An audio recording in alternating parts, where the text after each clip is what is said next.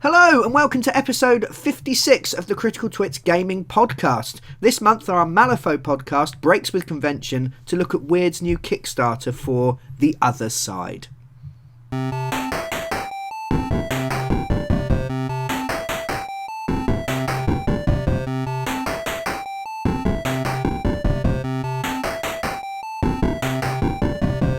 Welcome back. I hope you're well this festive season. I'm Brian Ennis. And I'm Joe Lewin. And we're going to take a break from our scheduled Malifaux podcast for the month and instead look at Wyrd's new Kickstarter for The Other Side. So, what is The Other Side? Other Side is the third single from the Red Hot Chili Peppers' 1999 quadruple platinum selling album Californication. A departure from the funk rock of old, Other Side showcases the band's softer side with a heartfelt ode to deceased guitarist Hillel Slovak and the drug addiction that took his life in 1988. I wish I could take a photo of your face right now. I fucking hate the Red Hot Chili Peppers. Stop it. I thought you were going to mention Adele and that was going to be bad enough. Okay, so this month Wyrd, the makers of Malifaux, the game that we love and talk about roughly every month. Roughly. We can't talk about it gently, Brian. Fuck it. Sorry. I almost went off and said something terrible then. No. Let's try to maintain some dignity. Wyrd have a new Kickstarter for The Other Side. They are taking the step from skirmish game into releasing a full-on war game. Would we consider this a war game? Yes, yeah, I think so. Yeah, going from... It's on a big enough scale. Yeah, going from 9 to 12 models a side to 45, 50 models a side. Yeah. It seems to me, having looked at the background for The Other Side, that the setting is taking a step into their historical equivalent of World War I. Following on from the events of Malifaux, war has broken out. Yeah, from what I was reading, that because of the soulstone trade and everything else, everyone wants them. And I think they were on the brink of war. Yeah. When all hell broke loose. Yeah, the governor died. Yes, is what it says in the video, and so the fighting that has so far been contained to Malifaux has spread out to the other side, which, in a perverse twist of vernacular logic, is actually this our side. Yeah. Yes, so it should be called This Side, shouldn't it? No, it sounds rubbish. It also wouldn't be a Red Hot Chili Peppers song. It should have been called This Side. What about Adele? Hello from this side. No. You can have a load of people stood there going, yeah, I'm in the fucking room, love. Yeah. Well, shut up. Hello, we're all over it. Everything is fine. She's a miserable old cow, isn't she? Shouldn't say that. I think I've listened to an entire song of There's a really good metal cover of that song. Yeah, I think you tried to play that at me once. Yeah, I like it. Maybe we'll put it on the end of the podcast. Yeah, and then get taken down from YouTube. So, we thought we would trawl our way through the Kickstarter, all of the information that has been made available, and we would tell you a little bit about the game and whether or not we're considering backing it. As big fans of Wyrd and big fans of Malifaux, it might seem obvious that we would. Am I projecting? Yeah, I would say so. I mean, we have a history of war games. We do. Probably more so than skirmish games, actually. Both being big into Games Workshop when we were younger. From Games Workshop into the Warmer Hordes. Yeah, the Privateer Press. I've got a load of Acton Cthulhu stuff I bought at Dragon Meet. Yes, yeah. The skirmish game for that. But yeah, I think we are more war gamers than skirmish gamers. I would, or at least we were. Yeah. Historically. So it will be interesting as the episode unfolds to find out whether or not we're still war gamers. I guess. Yes. There are different things that people look for from a game. Yeah. And actually, it's a shame that Aaron isn't here, because otherwise we'd have one person from each of the different areas, I feel. But he's upside down in a bin at the moment and can't join us.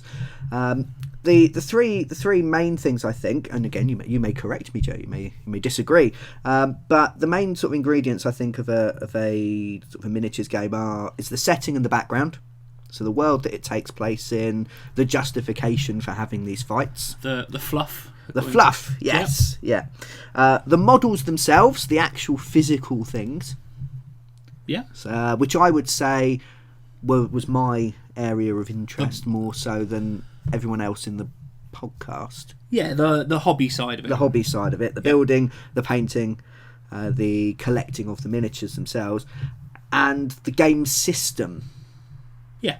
So the way the game holds together, the way it's put together, which I would say is your thing. Yeah, definitely. I mean, there are games that have settings and miniatures that I think are lovely, but I wouldn't ever play. But it's not entirely the one thing I look for. Yeah. I do love. I love a bit of background. I've read up to the current book pretty much everything. I think more than any of the rest of you have for the background. Malifaux, because I've read a lot of the first ed stuff as well. Yeah. And for example, Infinity looks like a fantastic system, but it looks dull as shit model and background wise, so I have no interest in playing it. Yeah. So there has to be an element of everything in there, and I would say that's probably true of everybody. Yeah, I think maybe we tend towards, if we consider it like a triangle. Yeah, we've got the dominant point we aim for, but the other two bits are considerations. Yeah, definitely. As I said, it'd been interesting to have Aaron here, because I think he's very much into sort of the history of the background, those kinds of things. But we'll attempt to muddle through without him. Well, I said I've read more than him anyway. Yeah, so exactly. He's not even needed. He's a superfluous twit. So, the background then, the setting. Yeah. We've pretty much explained the basics of it, haven't we? It's the same world as Malifaux. For those of you that have stumbled upon this podcast and are maybe slightly confused, Malifaux is set in an alternate reality. Yeah. Where magic existed, then it went away, and then there was a big hole that appeared that took you to a fancy city where you could dig magic up out of the ground. I always imagined it was more of it took you to somewhere they set up a shanty town rather than a fancy city. Yes. It's a shanty town within a fancy city, because the city of Malifaux is enormous and was already that's true. I don't think it's particularly fancy, but it has big, maybe. Yes, enormous. Has architecture of all styles. Maybe once. Yeah, so that is the setting for Malifaux. So the other side has taken that little bit further, and they've come here. Yes. Now, I was sat there doing a bit of research earlier and reading up a bit more about the background, because it isn't something I've looked at a lot. And to be honest, I came away with more questions than I did answers. Is that good? Has it piqued your curiosity and your interest? Well... So these questions are vital ones you want answering, or is it, I don't know what the bloody hell is going on? It's kind of one big question that I've got. Okay. So, we've been stealing all the soul stones and stuff, and I'm going to guess the natives of Malifaux don't like it. Yes. The gibbering hordes. They are ours. So they've come here to reclaim it, to attack us, to punish us. Now... The gibbering hordes are... There's loads of them, as the name implies. Yeah. And, these things have titans and massive creatures and all this kind of stuff. Why are none of those in Malifaux at the breach going, fuck off, it's ours. Get off my land. Gibber, gibber, gibber. So, going into the background a little bit, the gibbering hordes... were forced out of Malifaux by the coming of the new powers that are known as the Neverborn. They are the old ones, so they're even more ancient than, say, Lilith and her companions that are running the Neverborn side. They were forced out of Malifaux and have now sort of been squeezed completely out and into this reality. Hence why they don't necessarily exist yet. There'll probably be some crossover, but they don't necessarily exist yet in Malifaux itself. So they've decided they can't have Malifaux. They're going to come over here. They kind of do, because I'd say there's a very, very big cross between them and like the Silurids of Malifaux. Yeah, they look fairly similar, possibly. But, okay, so the Neverborn are more powerful than the gibbering hordes, and so have kicked them out. But the gibbering hordes have these massive titans that the Neverborn don't. And if the Neverborn can kill them and pose a threat to them, it just seemed a bit strange that there's this faction of massive things that are challenging the best of mankind and the other folk. Yeah. That isn't fighting where the fighting should be. Yeah. To me, possibly. It just seemed like a bit strange. Yeah, I mean they've got very much a Lovecraftian feel. They were pushed back into the sea, and I mean if you look at the Titan for the Gibbering Hordes, it looks like a big Cthulhu thing without the wings. It's got the octopusy tentacle face going looks on. A little bit like it should be on one of the giant fish things on Stingray. Yes, yeah, Stingray. Yes. Just in case people didn't know what that was, that has now answered all of your questions. Well done. 70s TV show? 60s TV show? Don't know. Olden times TV show. Yes, it was still on when I was a child because I quite enjoyed Stingray. From the days when we had hope. So, yeah, there's the Gibbering Hordes. Yep. Who are the sort of the monster faction. Yes. Who on first glance looked a bit tyrannidy to me, going sort of Warhammer 40,000. That's not the impression I got. Only in the way they're purely biological. Yeah. To me, it just looked like an army of fish people. I don't like the Silurids, and I don't like that look. Yeah. It's not an aesthetic that's appealing to me, particularly. Yeah, the just looking at the Karkinoi, because I think the striped skulkers, I'm just having a look through the thing here, do look very, very much like the Silurids, the fish people with the leaping claws. Yeah, definitely. The Karkinoi look like sort of big worm creatures with tyrannid claws on them. Have you seen those ones? Oh yeah, they look a little bit of... Yeah. They're the ones that do look a bit tyrannidy, but only in the fact that they're insectoid. Yeah. And again, there's only so much you can do with it, isn't there? Tyrannids or tyrannids, depending on how you want to say it, are very much like that. I'll say it correctly. I don't know if I'm correct or not. No.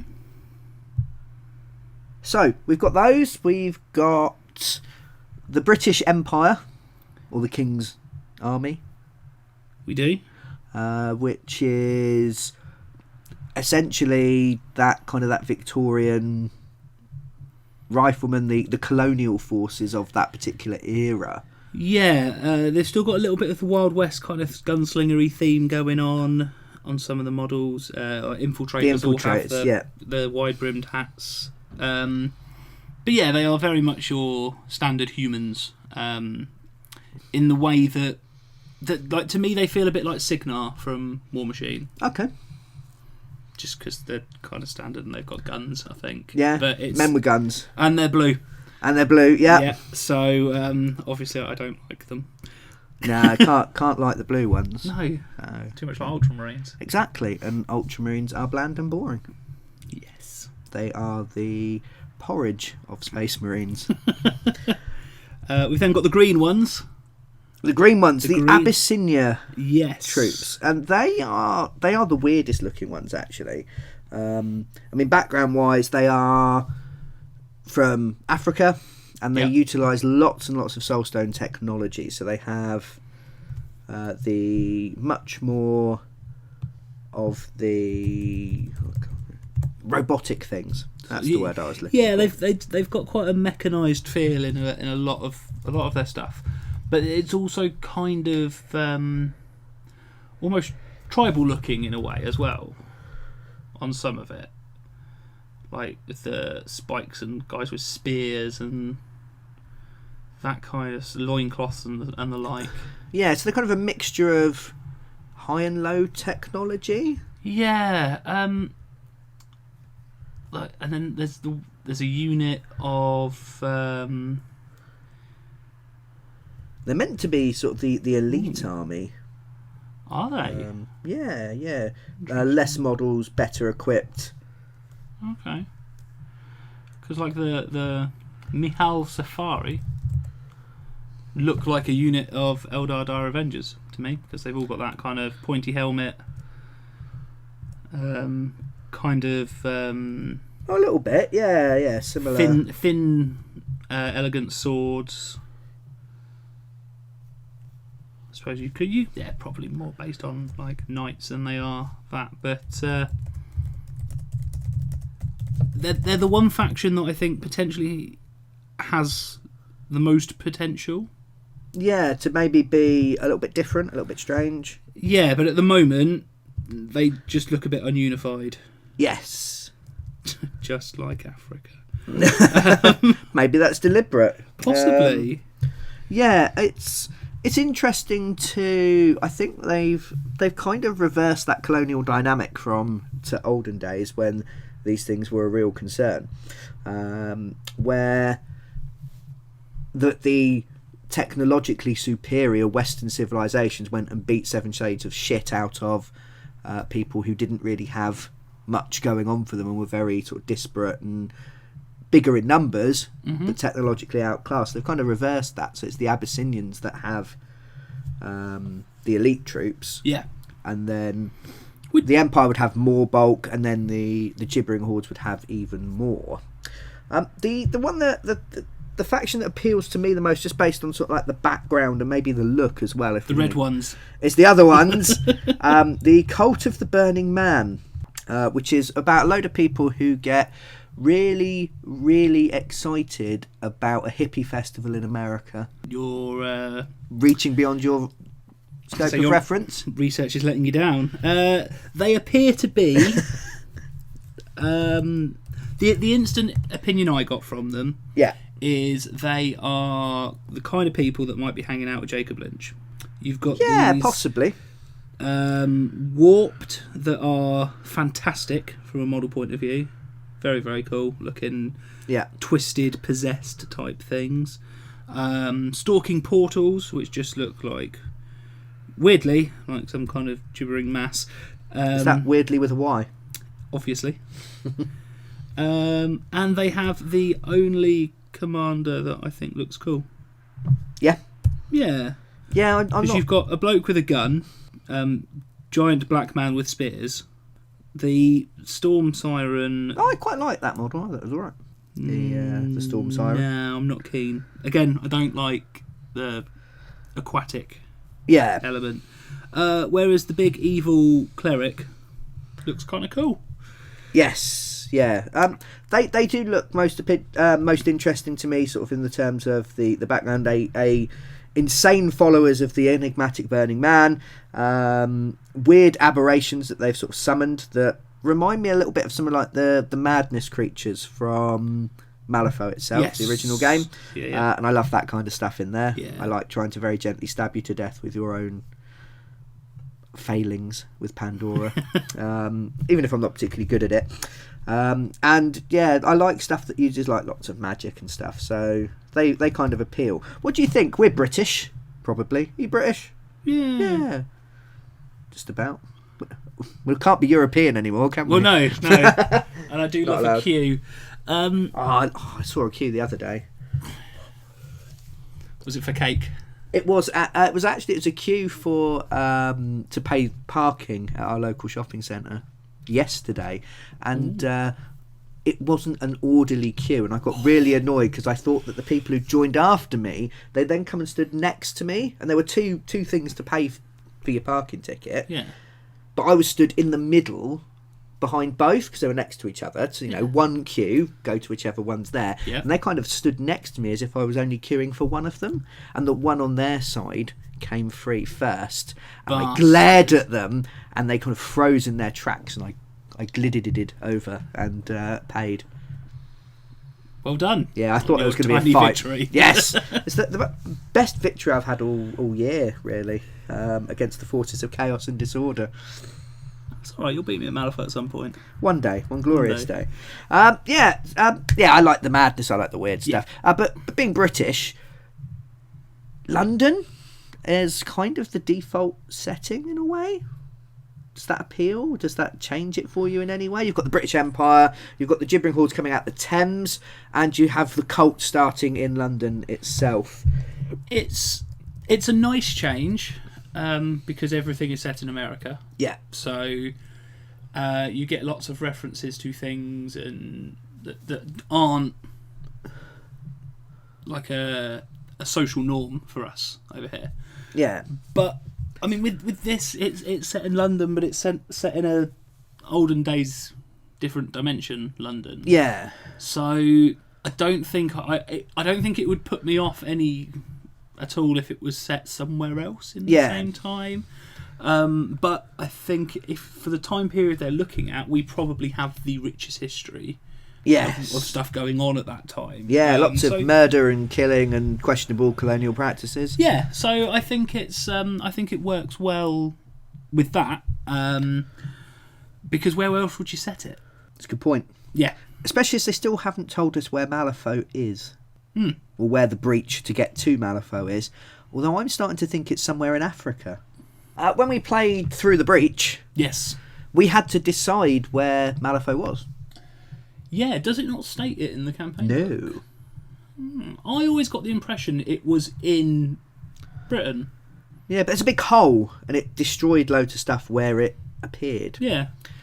I always just assumed it was in Britain. The more I've come to know about the background, the more I doubt that.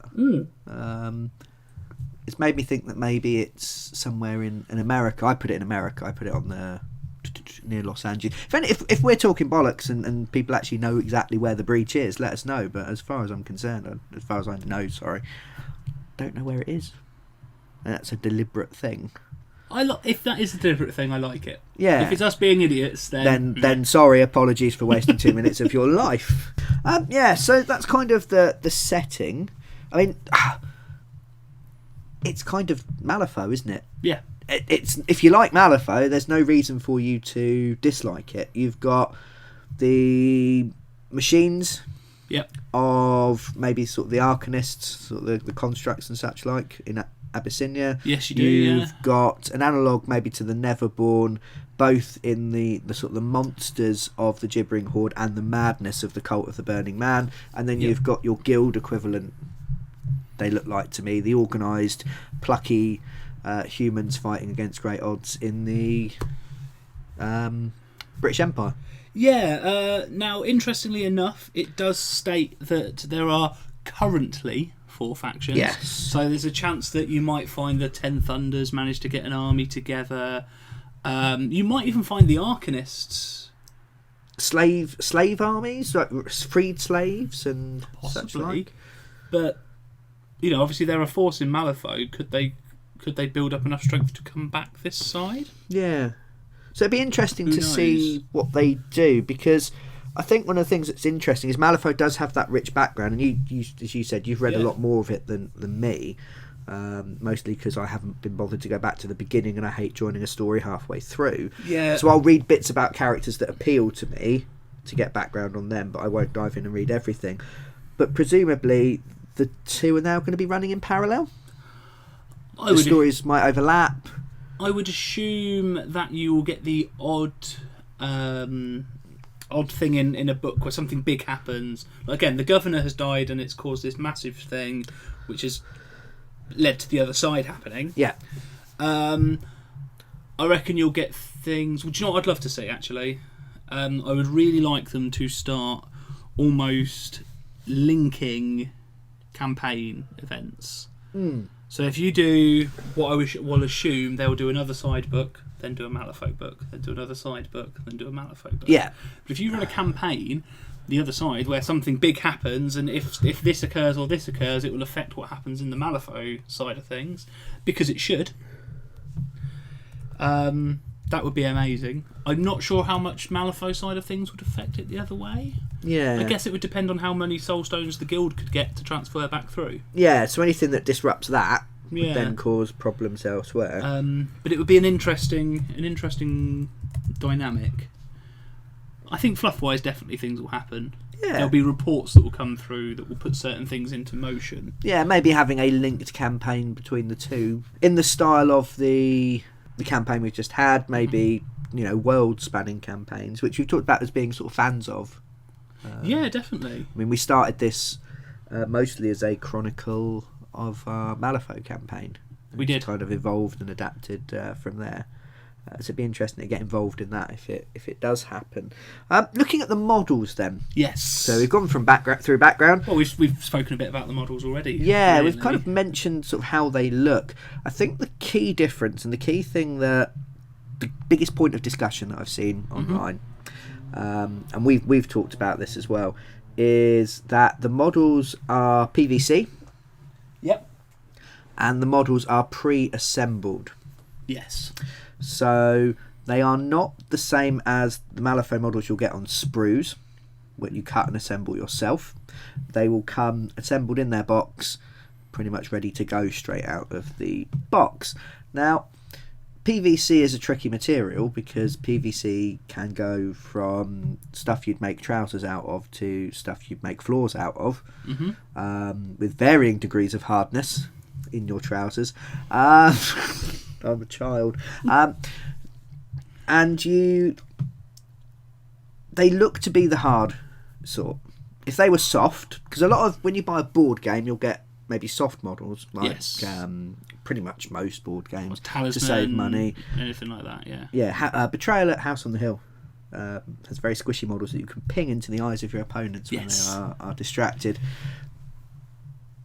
These look to be tough because you couldn't paint them if they were soft particularly well, because they bend and then the paint is broken and flakes. It's very difficult to paint. And they're actually, I think they're aware, Wyrd are aware that this is a strange move for them, because one of the updates that they put fairly quickly was to discuss the type of PVC. Yes, definitely. And to assure that it's not cheap.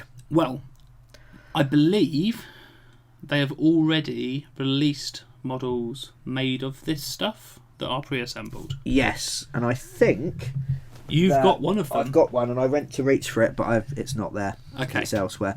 Aeonus is made of this stuff, as the Turtle and Hare. Tortoise and the Hare set, yes. That's the one, yeah. And I don't know.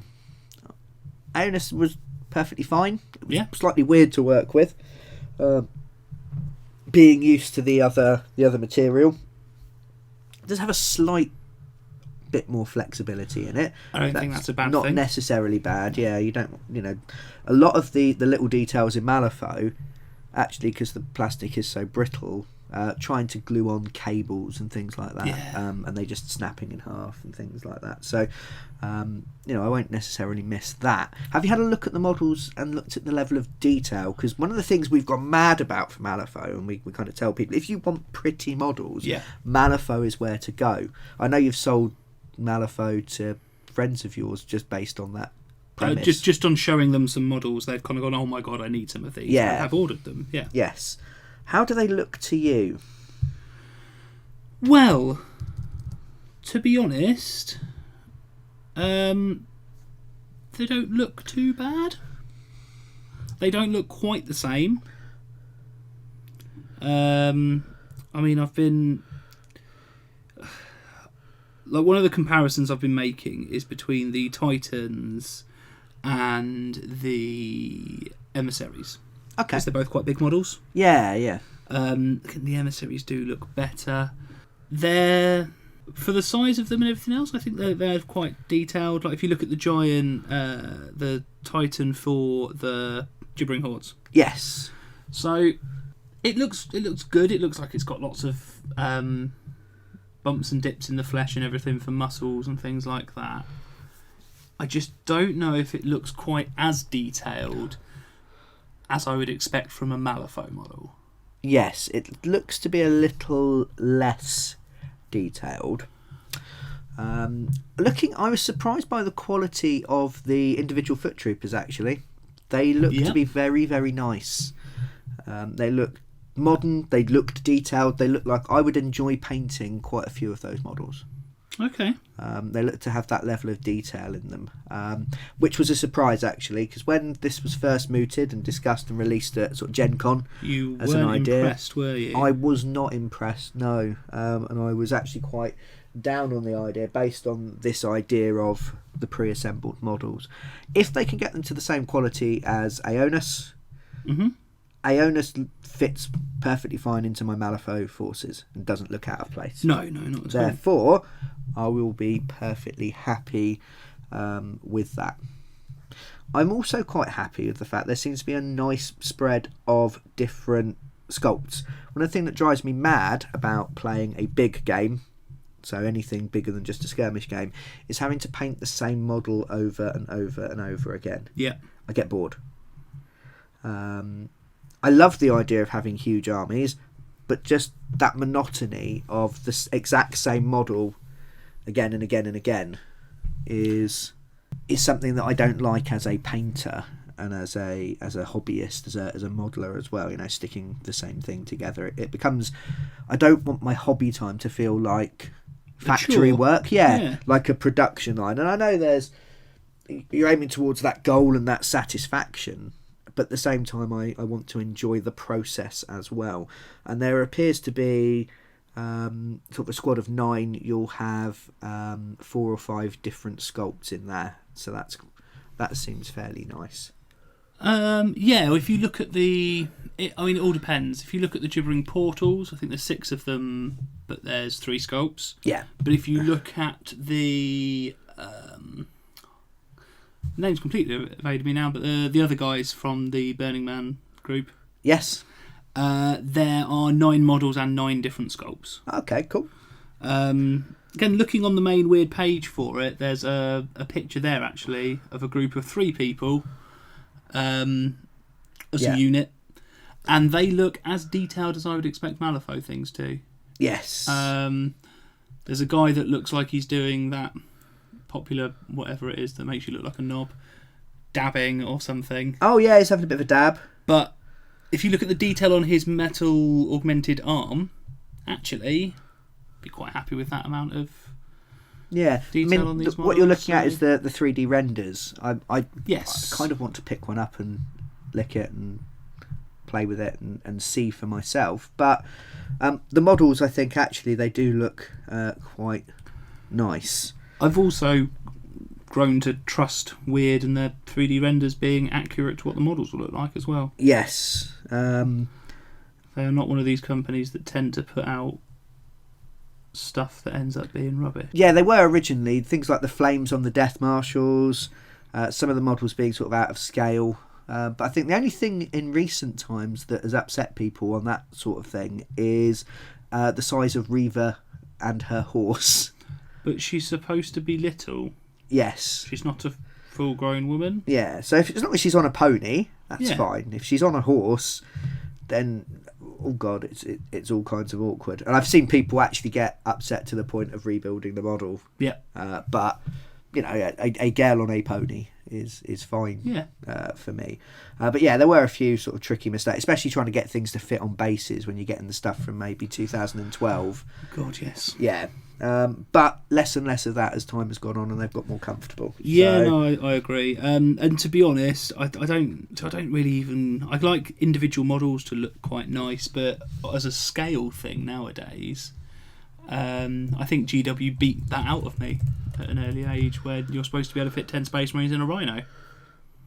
Yeah, if you blend them up first. Maybe. Pouring in my Space Marine soup. Yeah, it is the literally only way that they were ever fitting in there.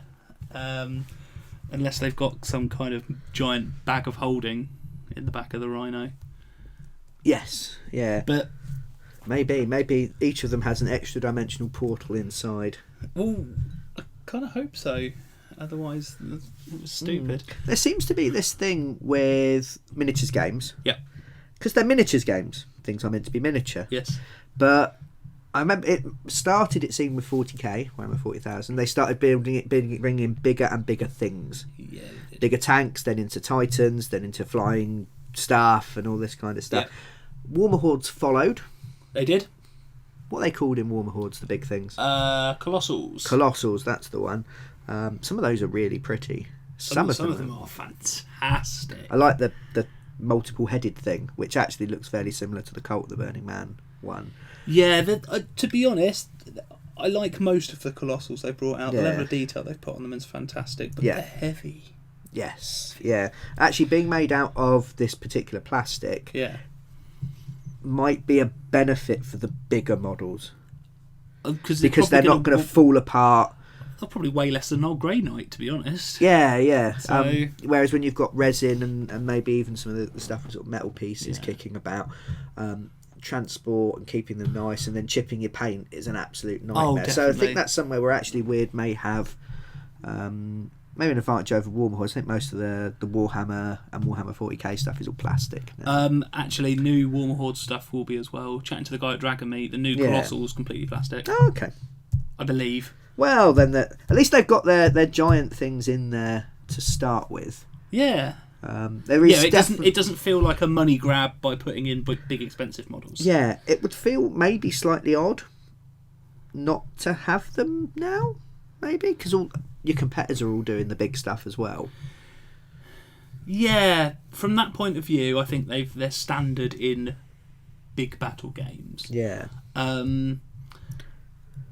From a ongoing thing point of view, I can understand introducing them later, but like you said, I think at this point they've become a norm in the wargaming scene. Yeah. For better or worse. I'm not overly fussed by giant things. No, but it obviously has a massive appeal. Yeah. So if you like enormous gibbering monsters or big shiny robots, the other side can tick that particular itch for you. The same as maybe some of the competitors. Did you have a favourite model? What, from all of it? From the new stuff, yeah. The cleric leader of the Burning Man. Adiodatos. Yes. Yes, that is a nice model. I quite like that. Mm-hmm. I really like. Actually, if we go back to playing D&D at any point, yes, I want to be him. I will be a cleric of the god of love and happiness. Doink. Cough. Make a good wizard. You would make a good lots of things actually. I like the warped. Yes, the warped are nice for the Burning Man. The stalking portals are quite nice. They look very similar to the Gibbering Madnesses. Mm-hmm. Without the Insidious Madnesses. Gibbering Madness is a thing from D&D. Yes. The Insidious Madnesses, and they're not like some kind of strange Rubik's Cube of confusion when you try to put them together. Yeah. Because they were weird. They were weird to put together, Joe. I nearly lost my mind. Maybe that's an intentional thing. Yeah. I quite like the Gibbering Horde stuff. I think they're quite pretty. I like the fishy things, and I like the insectoid things, and I quite like the storm siren. I know you're not keen. No, it's just an aesthetic I'm not fond of. Yeah, the King's Empire looked like that they could just be some guild guards with slightly different hats and generic bland humans. Yeah, slightly Western looking guys with guild guard looking hats actually. So the Abyssinia stuff, I think you're definitely right. They're giving off that kind of slightly Eldari vibe with the helmets, which actually comes from Persia, I do believe. Yes, I think so. So they've got right part of the world roughly, and that kind of thing. So drawing on maybe those sort of slightly different historical. Which things. Is if that's the route they've gone down, then brilliant. Yeah. But at the moment, as a faction, because obviously we've only seen very limited range of models from each one, they don't feel cohesive yet. Yeah. And maybe that will come in time. Oh, I'd hope so. Maybe you're going to end up, perhaps with a Cult of the Burning Man army, one where you can go with lots and lots of crazy messed up humans who've placed themselves to the cult and are doing magic, or weird creepy things that they've summoned, and you could have sort of different styles of army within there. For instance, what about the Titans? I don't really like any of them. No? Personally, no. The Abyssinia one looks like a walking teapot. It does actually look a little bit like a teapot. It's got guns on it though. Yeah, but no. So more of a gun pot? Yeah, I don't really want the key point of my army to be a giant gun pot. Yeah, they are. They're going to be centerpieces, aren't they? They are going to be the things that you spend the most time painting. And I don't quite feel like any of these are centerpiece worthy at the moment. Yeah, I quite like the Alpha Crawler for the Gibbering Hordes. The King's Hand for the Empire are fairly... It's just a big robot. That's a giant steam golem. Yes, essentially. Might look they might look different on the table next to the other things. I mean, watching the video about how the game mechanics play, which obviously we'll get onto in a minute, made me appreciate them a lot more than just looking at the bare plastic. Yes. But none of them have inspired me to go, fucking hell, I want one of them in my army. Yes. Yeah. There are things like some of the Warmer Hordes Colossals I look at and go, oh, that's a nice model. Yeah. The giant Kador one is beautiful. Yeah. Really nicely put together, really nice model. For a faction I'd never want to play. Yes. And I just don't have that feeling with any of these. Yeah, I mean, as I said, the Alpha Core, it looks like a kind of Cthulhu beast. It needs to be, if it was more Cthulhu less giant fishman. Cthulhu is a giant fish, man. You bet he doesn't. He lives under the sea. He's like SpongeBob SquarePants of evil. If it was, but you generally see him with some kind of maybe tattered robes and the more tentacly face. Yeah, it's got the tentacle face, wings. I suppose. Well, not the wings and such like. I lack it. And I can see the influence. Cthulhu looks more demonic than he does aquatic, whereas that tends more to the aquatic end of the spectrum. Yeah, so I'm quite liking the aquatic. It's a bit different. Not more. What do you think of the cult? Because you said you're interested in the cult, the Burning Man. What about the weird dragon heads attached to balls of stuff? It's kind of like we've talked about rat kings in the past on the podcast, where their tails get wedged together and you end up with like a giant squirming mass of angry rats. Yes. The Burning Man Titan looks like that, but with dragons instead of rats. Yeah, but not the good dragons. No, I like the Chinesey long dragons rather than a Western style dragon or a Game of Thrones style wyvern. Yes. Stupid show. Yes. Do you not know your mythology but at all? I don't like that either. No. If I've got a giant big centerpiece, I want a giant big centerpiece, not a cluster of smaller things wedged together, looking like they've been tied together and left to roam around. Yeah. I'd say it's the one model in the Burning Man stuff I'm not that keen on. No. But this is all aesthetic taste, and definitely. Your mileage will vary. I think you're right that they're not quite distinct enough, maybe. Yeah, but then again, that as I said, that will come in time. I'm quite impressed. I think for $60 for the Titan, how much is a Colossal for Warmer Hordes? The retail price, for a plastic Hordes Gargantuan, as they're called in Hordes, is $110. Okay, so they're half the price. They are half. So the maybe price. that should be something that we consider as well. Yeah, fair enough. In that particular comparison, because half the price, different material. Yeah. None of the building time. No, this is true. And I think this idea of building time flows nicely into talking about the rules, because having a miniatures game where you don't have to spend lots of time putting stuff together seems to be encouraging it more as a game than necessarily as a hobby experience. You can still paint them, but they've taken out that building side of things.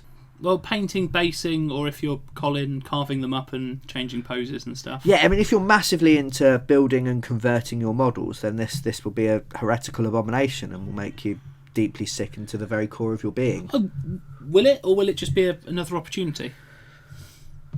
I don't know, because there's no pieces to play around with and swap and move about.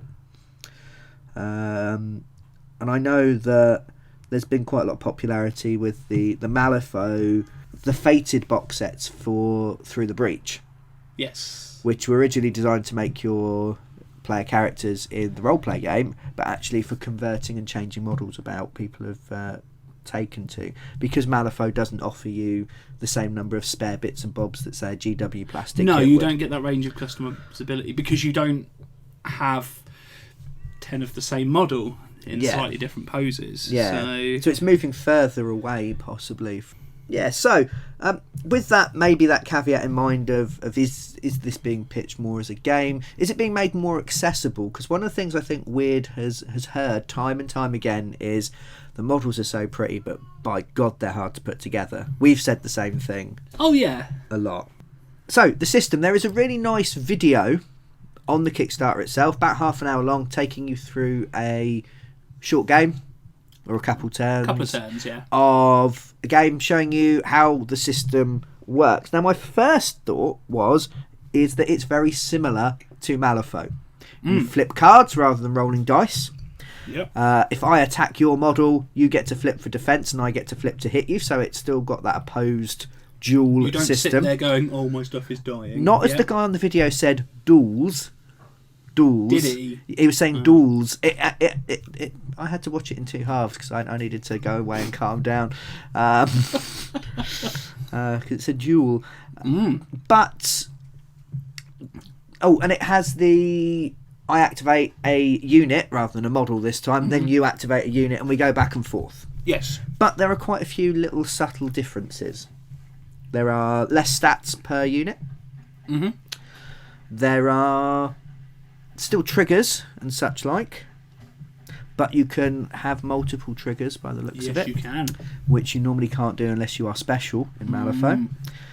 And the system whereby if I beat you by X amount, I'll get additional damage. For instance, when I'm hitting, I've hit you. Yeah. I've beaten your total by 9, therefore I get a different kind of flip. Yeah.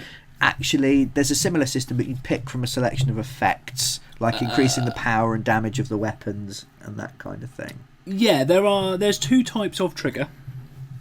There is the typical suit triggers that you get in Malifaux. Yeah. There is also the margin triggers.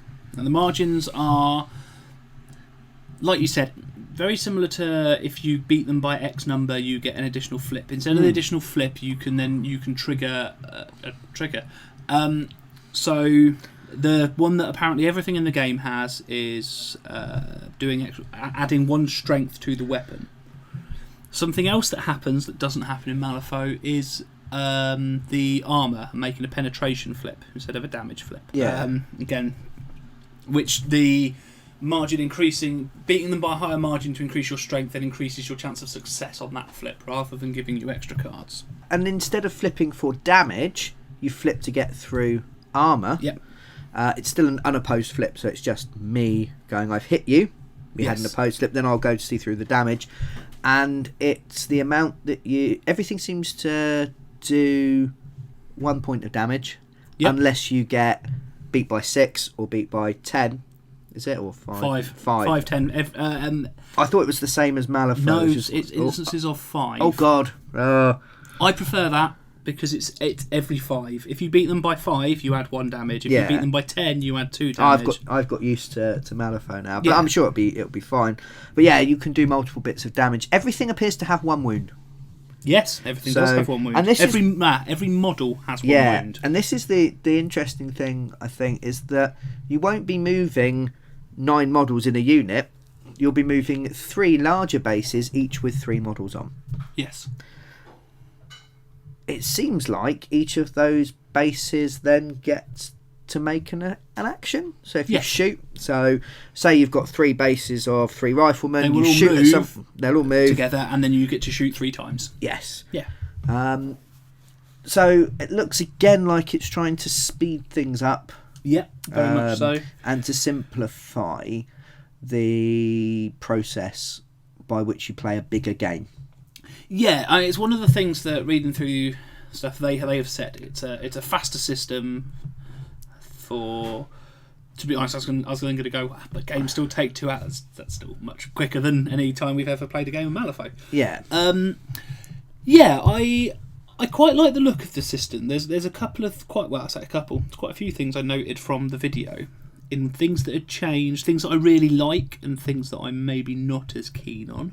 I suppose we're going to assume that people listening to this are fairly familiar with Malifaux. Mm-hmm. And probably other miniature games. Yeah, I mean, the explanation I just gave, where you've got those opposed flips for most of what you do. It seems to be the same. Yes. And is a fairly simple idea to get your head round. What then struck you as being the interesting or not so interesting differences? 5 turns. I like it. It just according to what they've said so far that I've seen, it is a 5-turn game. Okay. Which I quite like. Your success is based on you achieving your missions. Again, just like in Malifaux. Yeah. I like that system. It seems like the different factions will have a different set of objectives to achieve each. Which, again, actually, if that's what they've done, really like that. Yes. Because it makes it feel a little bit more... Makes it harder to balance. Oh, very much so. Because you've got a balance, and otherwise you just end up with the same deck with different names, or you end up with the potential for one side to be easier or harder than the other. But I think it's a good idea to add that variety. One of the things we struggled with, I think, with Malifaux to start with, was the fact that you could have so many different combinations of strategies and schemes, and it really changes each game. And actually, that's one of the things that's kept me playing the. It's nowhere near as monotonous as a 40k game where you are playing shoot the big things over and over again. It's all you play in 40k. Yeah, or Warmer Hordes where you go, I'm going to kill their leader because then I win. As a alternate objective, which seemed to be, I think, 95% of my games ended that way. It did become a massive. It is a massive thing, and there is a point I like it because it's how the game's designed, it's how it works with the story and everything else. But it's not the most thrilling mechanic. No. Stratagems and which basically seem to be event cards. They've not given much information on, but sound very interesting. Yeah. Seems to be one-off cards you can play to do an effect during your game. Yes. And depending on the form they take, that could be a fantastic bonus. Yes. I assume you'll pay for them. That's part of your Soulstone cost, or script cost in this case. Yeah. I like that they've gotten away with the negative morale. There's none of this, I shoot this many of your unit and they run away. Yeah. There are shaken tokens. There's a variety of tokens and things that can... Because morale is a big thing. It is. But I find it really detracts from war games. Yes. Because, there's that chance that my unit might just run away. Yeah. Getting rid of that and replacing it with glory. Yeah. Very interesting mechanic. So... when they have achieved certain things on the battlefield, they get to upgrade and flip over to their glory side, which I think is pushes it to be more of an aggressive game. Yes, yeah, because you want to achieve those things. It depends what those things are. The example from the video was wiping out a fire team, which is one of these larger bases of 3. Yep. It was also the name for all units as well, by the sounds of it as well. So you could trigger your fire team killing ability by murdering a titan or a character as well. Yes, a fire team is a base of models. Yes. Whether it's one or more. So if he manages to wipe one out, whether he's killed all 3 things on it or just picked off the last guy, he then flips over to his glory side. Yes. Yeah. Yeah, it's interesting. It reminds me slightly of having... like a feat or something similar. Yeah. You get better, but you have to achieve it. So you unlock it. Yeah. Yeah, so definitely. It takes a bit of thought, and there could be some nice layers of strategy to that. Setting those up. Or knowing what your opponents are and trying to stop them. Denying things. Yeah, definitely. Denying them their glory. Yes. Pushing their glory down into a hole where they can't reach it. That was a glory hole joke. Sorry, Joe. Sorry, mother, father, and the Pope. Now, that leads on quite nicely, actually. You mentioned fire teams being a base. Yeah. So, of one or more models. And I think we mentioned this earlier, that all models in this game appear to have 1 wound. Yeah. I don't like that. Yeah. Well, I do, because it means you don't have to track wounds. Yeah, no dotting cards or flipping dice or any of that rubbish. Yeah. But at the same time, your Titan has 1 wound. Yeah. It will have, presumably, either a high defence, where it might be really easy to hit, but it might have a really high armour. Potentially. Now, like if you look at the Storm Siren, she can shunt wounds off onto nearby bases. Yes. So they will have defence mechanisms built in. That seemed to be a commander thing. Quite possibly. Yeah. But she went, you shot me, now you shot. Jeff jumped in the way. Jeff the Kirkenoy fish monster. Yeah. He's dead now. He will be forgotten. So that's kind of cool. But I know there are assets as well. So you will get people that have, like the Titans, the King's Army one that has its giant Gatling gun is an asset. And it can... So instead of taking a point of damage, you can have that become damaged and stop working. So you flip it over, and it's saved it. You're buying hit points, essentially. Yeah, rather than it being destroyed, you've blown its arm off. Yeah. That's going to be an interesting thing to balance. Yeah, because if these are meant to be the big centerpieces of your army, you don't want the other player's sniper to kill it in turn 1. Yeah. Which could happen. Potentially, yeah. One bad flip. Yes. You... Especially if we're considering... They talked about the red Joker. There's going to be a black. Yeah, it wasn't mentioned whether that will work the same as it does in Malifaux, but I'm going to assume the red will. one does, so I'm assuming the black one... It probably won't be an automatic fail, but it will count as 0. Yeah, it's a 0 that you cannot cheat, so you can't go, oh, well, I've got defence 12 and you're shooting me with 3, I'll just put in a moderate-sized card because I'm a big stompy monster. Yeah, so, I mean, if that's it. I mean, if you think turn 1, someone gets a lucky shot and hits the red Joker, you flip the black Joker, they've got a decent amount of difference... And then they flip a good card for their penetration check. Or they've got one in hand. Exactly. Yeah. I think hand management might be more important than ever with keeping the right cards for the more important models and treating maybe your troops as disposable. Yeah.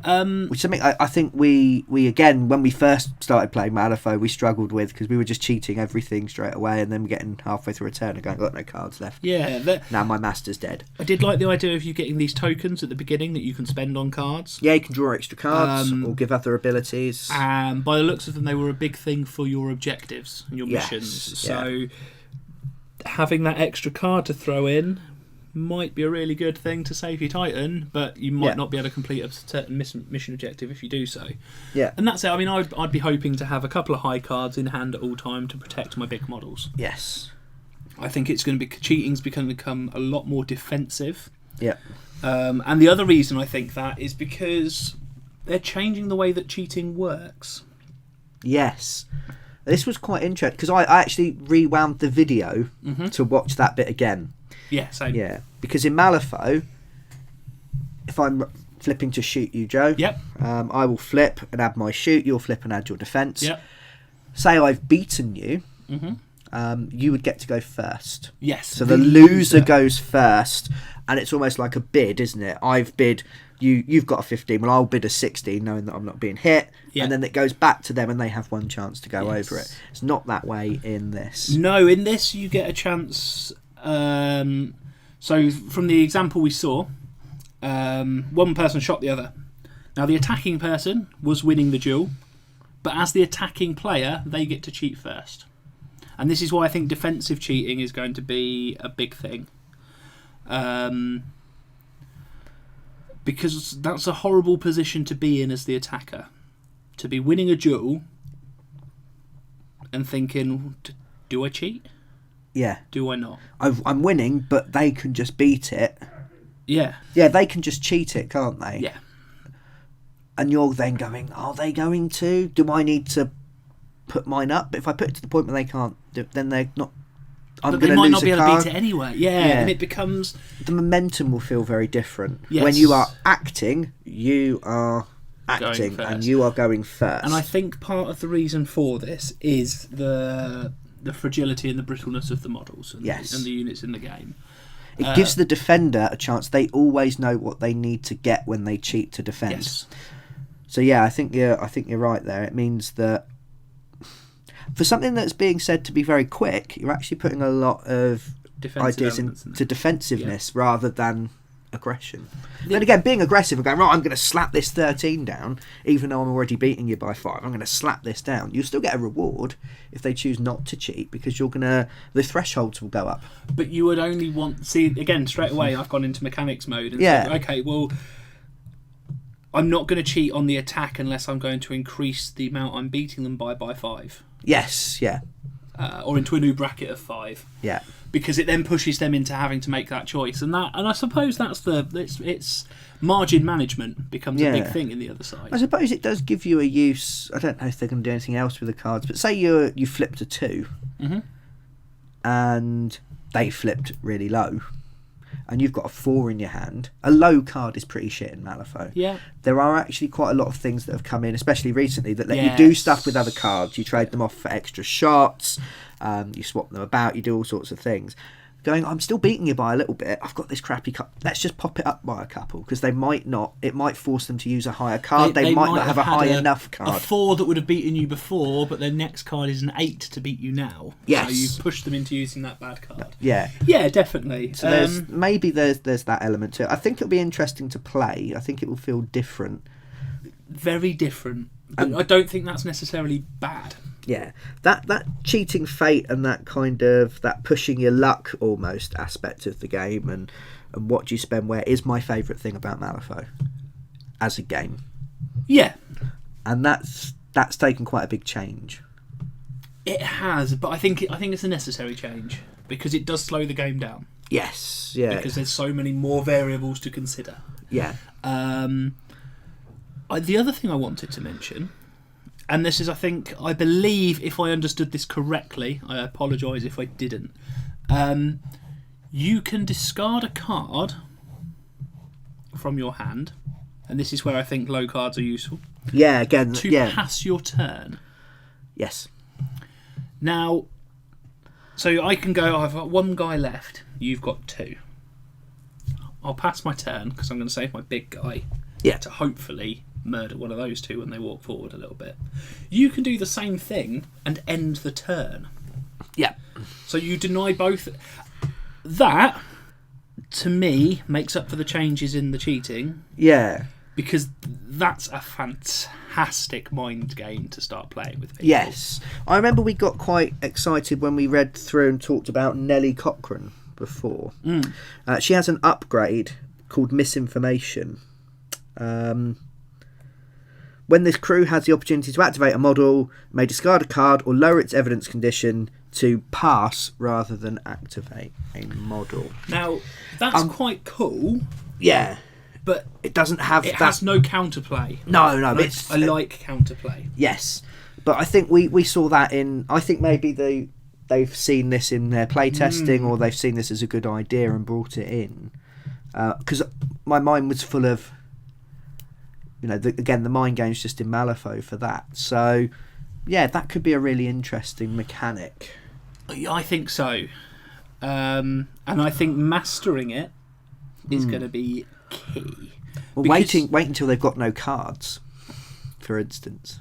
To force them to not be able to do it. So they can't do it. So there's a look watching your opponent's hand as well. Although that's quite low level because there's so much to take into consideration. Because you sit there and you go, okay, cool. This isn't a game that goes on until we've won, like War Machine would be. Yeah, it goes on until 5 turns and then it's done. So you're sacrificing a fifth of that model's value this game by not activating it. Well, it doesn't... You've not passed the activation for that. You've just passed your activation for the turn. Yes, but if they do the same thing, the turn ends. Yeah, anything you've got left. Yeah, so if you've kept your big Titan and they've got one little model, I'll make that trade every time. Yeah. You lose out on... You can even just look at it from a point of view. You want to have your big things act last so they can deal with them, have the most impact in the turn, unless they're going to die and you want to get them out of the way quickly. But... leaving them late might mean that, especially if you want to pass and try and get some of that action back, it's very interesting. Yeah, if there's models with defensive triggers or abilities when they get hit and damaged, then they might do things. You might be wanting them to actually attack you. You might be, if you're defending a position and you're waiting for them to attack and they're not quite in range yet, force them to move first. You know they're going to have to move. They need to take this position. I'll pass my go. They're going to have to move forwards. But then you could call someone's bluff. Well, this is it. It very much feels like it's something you can only safely do when you're in the lead. Yeah. If you're already on, say, a control point that you're trying to hold. Yes. Yeah, I'll pass. I'll get rid of that low card. Cool, your turn. Because they go, oh, I've got to come at you. Yeah. Whereas, if you're going, no, do you know what, I'm going to pass anyway up to 3/4 into your model's activations that turn. Yeah. If I'm winning and I'm in a controlling board position, I'm going to be going, yeah, cool, turn ends. Yeah. Yeah, it's interesting. I really like that mechanic. And the more I think about it, the more there are very, very interesting ways in which that can impact a game and the flow of it all. Yeah. So, looking forward to the system, Joe? Looking forward to having a go at the system? You're our rules guy, rules bastard. I am. Yeah, I'm looking forward to the system. The system seems very interesting. It seems like it's something that, having played Malifaux, is Malifaux light in a way. Because even on your big characters, you don't have that many abilities. Yeah. So being able to pick it up and just play will be nice. I kind of miss big scale games because there's more for me to analyse and think about. Yeah. Although in Malifaux I get the depth of analysis because of the amount of variables per model. But it will be interesting. System wise, definitely. Yeah, it looks good. I was slightly not annoyed. It's just maybe me being whingy and maybe an entitled whatever the hell I am, millennial, whatever it might be. It's played on a 6x4 board, which is the standard for big scale games. Yes. But I've got 2 really nice 3x3 boards that we've put together to play Malifaux on, and I'd really like to just push the 2 together. I would have liked I had this same thought. I would have liked. I'm glad it's not just me, because I'd have liked them to have tried to expand on what's already there. So again, if you've made 3x3 boards, have it 6x3. Yeah. But you've pretty much lost deployment zones at that point. Yeah. I do think they've missed a trick there. Yeah, it would have been nice. I suppose you've got to change all the movement distances, the shooting distances, but then you're only impacting the cross-board play directly at your opponent as opposed to going sideways. Yeah, there's a massive sideways thing, so you want to be able to get across the board quickly rather than just running straight at your opponent. Yeah. So you need models to be fast, and so it might be a case that in playtesting they found they had to push it out a little bit more. Yeah, and it's from the scale, because otherwise you're going to be charging people 10, 1.5. Yeah, well, it looked as well. The sample video had a lot less terrain than a game of Malifaux would. There was 2 forests and a bridge, and a bit of a river. Standard war game fare. Yeah, because you've got big units, big models, and these big sort of 80mm to 100mm bases. Shoving them through a forest would be a pain in the arse. Yeah, you wouldn't be able to get them on. They wouldn't work on one of our standard Malifaux boards that's choked with terrain. No, not so. Again, it would. It's probably a thing of the scale, but it was just a little thing that I went, I'm going to need a different board if I get into this. Yeah. What do we think then, value for money wise? Because we've talked about the setting, we've talked about the models, we've talked about the rules themselves. So we'll talk about the Kickstarter, I guess. Yeah, the Kickstarter itself. So, and I think this is going to be something that will vary based on where you are. We are British, as we mentioned earlier. Yes. And recently, world events have conspired to make the pound worth fuck all. It's not world events. Our country's full of knobs. Yes, yeah. Right. Get hashtag political. Our economy is broken at the moment, and so we went from in the very recent past getting $1.60 to the pound to now getting $1.19. Yay! Which has essentially added 25% onto the cost of anything bought from America or anything that's done in dollars. And this has stopped me from participating in the last 2 Wyrd sales. Black Friday and Gen Con. I didn't bother because I couldn't afford it because it added so much more money. And also, if you get caught for the tax has gone up. Yeah, because they tax the pound value, and the pound value is high. So it was. To be honest, I hate the fact that that's a random chance. Yeah, whether they check or not. Yeah. I've had a package come through fine and one that got caught for like £35 worth of tax. But it makes it unworthwhile doing that. It's a bit of a gamble. Yeah, there were things I wanted. There were things I wanted this time, but the gamble was too big. Yeah. We're looking at $99, so about £80 for an Allegiance box, which is a commander and three units. Yeah. And a copy of the rule book. Now, one thing I do like is they've unlocked the stretch goal to have the rulebook be a hardback. Yeah. I'm really disappointed that there's not a hardback version of Malifaux 2.0, because my version of Malifaux is the one that our group got first. It's the one we used for all those games when people were umming and ahhing and not knowing what they were doing. It got so much heavy use, it's fallen to pieces. So I like the idea of a nice hardback rulebook. Definitely. Now, the Allegiance boxes as well, where you get your commander and your 3 units. Oh, you get other stuff as well. They come with a set of tactics tokens. Yep. A fate deck, bases, stat cards, and a measuring tape. Okay, this is weird. We can assume that the measuring tape is awful, like the one from the the Malifaux starter set. Yes.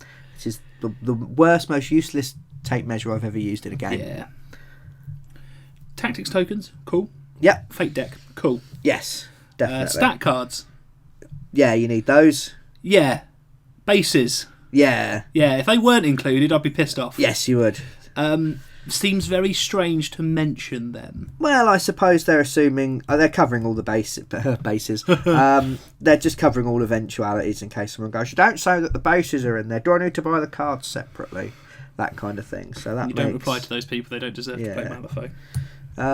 Yeah, you can't have nice things. But then again, I suppose, are they aiming this at us, or are they trying to get a wider audience? I think this will appeal to a wider audience than Malifaux will, because war games are more popular than skirmish games. But I think that will only happen once it hits the retail level. I think for initial funding, you're hoping that your Malifaux players will buy in, knowing the world, being interested, being the people that you can contact by email and on Twitter and on the forums. At which point, involved. Piss off telling me that bases and stat cards come in it. I know. Again, if they didn't, I'd be writing an angry email. Yeah, so what have we got? £80. We've got 28 miniatures, approximately. Yes. Exactly for all of them, I believe. Apart from the Burning Cult, because the Stalking Portals are massive. 25 miniatures. Yes, but the portals are big, so that's fine, not a problem. Don't mind that. Actually, the Karkinoi are huge. And you get 9 of them. Yeah, they're. Do we think that's good value? So for us, £80, getting your hardback book and everything you need to start playing. Yeah, that's a stomachable price point, I would argue. Yeah. If I had to pay tax on top of that for importing it, no. But at the point it's at, it seems okay. It's Now, it's okay for what you get. Yeah. The thing that bothers me, that I was a little bit concerned by listening to the how to play video. Yeah. The standard game will include 2 commanders. There is 1 commander in the box. Well, there's 1 commander for each faction. It has recently been added as a stretch goal. A second commander? 2 bonus commanders per faction box. So I'm just looking at the RRP, actually, because we were talking about the Titans. The RRP on the Titan is actually £90. $90. Yeah. So it's 60 if you buy it now. Mm-hmm. Which is a standard Kickstarter tactic, isn't it? Knock some money off. Oh, definitely. Which is kind of fine. They were talking about adding in, it's in the comments, I don't think it's been updated onto the page, but having extra commanders available that you get with your pledge at this point, and then they'll be available to buy later on. But yeah, you're right. At the moment as it stands, you're not going to be able to play a full game. No. Or what they consider a full game. You'll be able to play a small game. So you'll be able to play a small game at Kickstarter level and Kickstarter prices. Yeah. But you are then going to need to invest in more later on. Yes. There is an additional unit you can buy for each. Yeah, they were goals, I do believe. Yes, they were. And you can add additional Titans on for $75. Yes. Presumably then meaning that you can have more than one Titan in a game. I would hope so. Yeah. Just thinking what your $100 would buy you in Malifaux terms. Oh God. You'd be 4 gangs and a rulebook? No. You're looking at $40 to $45 for a box. Okay. With a master and then your rulebook. So maybe you're looking at 12 to 16 models plus the rulebook. Yeah. So you're getting twice as much models. Yeah. And a hardback rulebook for the money. Yeah.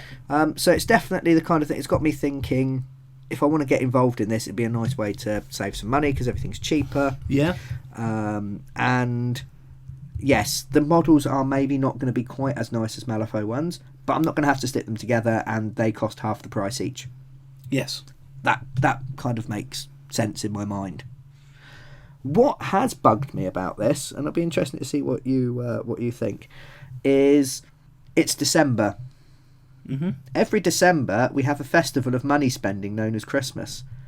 So I don't know if I can afford to back this right now. Yep. I did some research about Kickstarters and the percentages that fail and the percentages that succeed based on different months. Did a little bit of Googling, a little bit of searching around. And actually December, November as well, if you're considering sort of Thanksgiving in America, January still being poor from Christmas and such like. They don't have a significantly lower level of success or failure. What they do have is a significantly lower instance of Kickstarters actually taking place at all. Right. In December, they drop through the floor. You're looking at people don't bother. Yeah, you're looking at about an eighth of what you'd get in July, for instance. Okay. Consider a July one though. A July one is twice as likely to fail because there's so many on the market. I'm not sure. My initial thing was, fuck off. Why isn't this on in February? Yeah. If it's in February, I could chunk down £100, £150, getting myself a little starter bit and a rule book and a Titan, because why not? Because it'll be cheap for the $160 thing.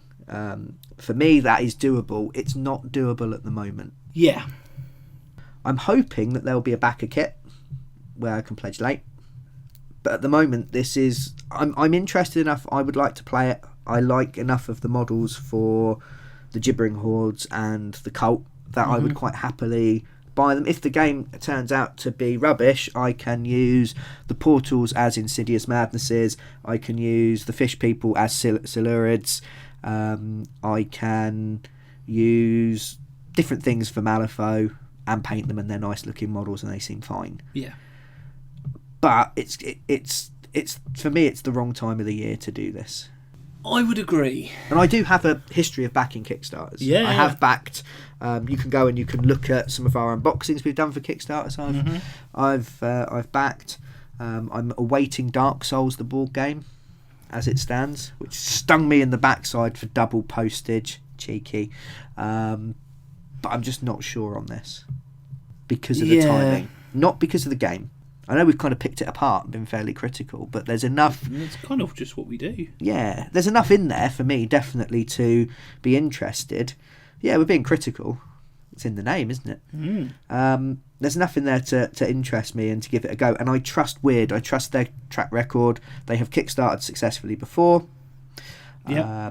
And they make good stuff. They do. I'm happy with the stuff they've made. The stuff I bought from them, I'm happy with. Therefore, I'm happy. I keep saying happy, but I'm willing to commit to a Kickstarter because you are an investor and you are being an early adopter of something new. It might fall flat. It's already been successfully funded, so you're definitely going to get your stuff, but there's always risks in this investment. Yeah. Now, I would like to encourage them to branch out, because if this is successful, you're right. war games rather than skirmish games have a much bigger audience, it will help Wyrd, who are a company who make things I like, be able to make more things that I like. Yes. Like you say, I am slightly concerned with a few things in it, and the timing isn't good. Like you said, February, perfect. Yeah. Student loans come in. Yes, yeah. I'd have quite happily gone... They need to structure their things around your financial year. Obviously. But no, I would have been happy to drop money on and argue between us over who gets what faction, etc. Yeah, definitely. But as it stands, like you say, unless there's a late thing, I can't afford it with the timing.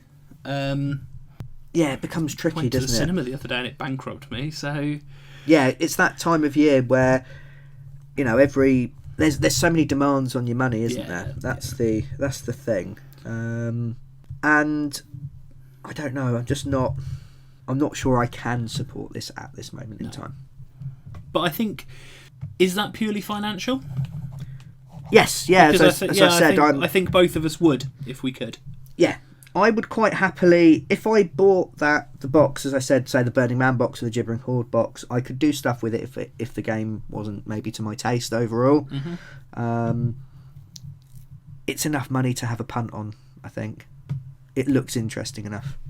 So obviously you at home will need to make your own decisions about this. We will put the link to the Kickstarter below. If we've embedded this video anywhere, which I do quite a lot, I just sort of sneak in like a ninja and hide these things around, then just follow it over to YouTube or to SoundCloud and you'll be able to find the thing, or just Google The Other Side Kickstarter if you don't want to bother with us. There's just for anyone that is kind of going, I might click on it at some point. The videos they've done up for it are nice. Go and give them a watch.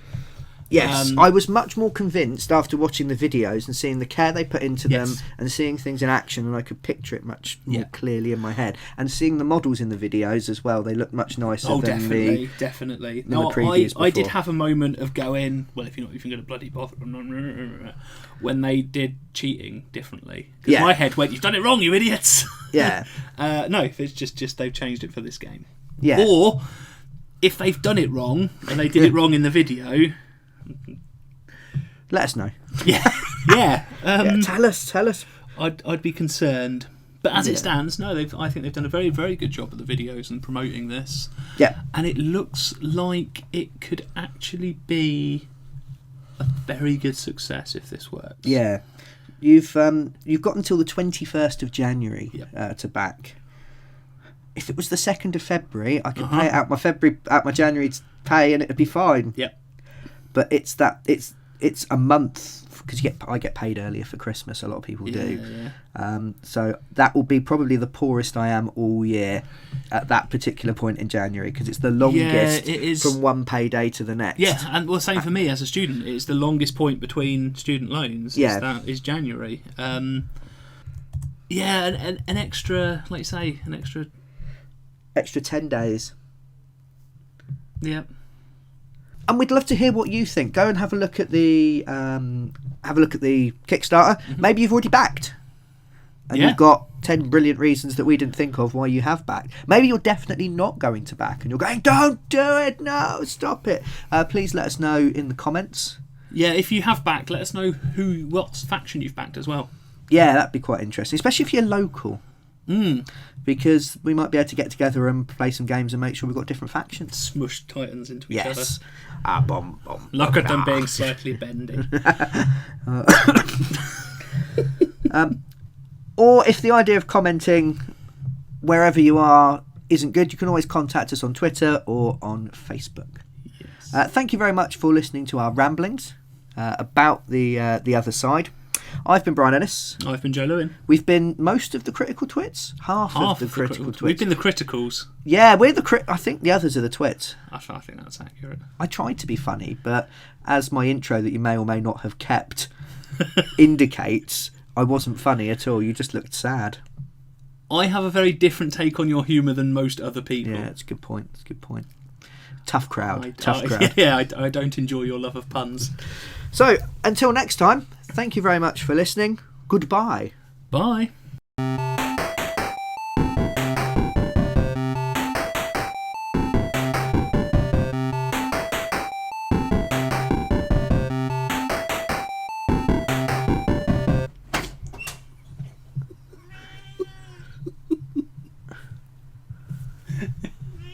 Cat, you're making it rubbish.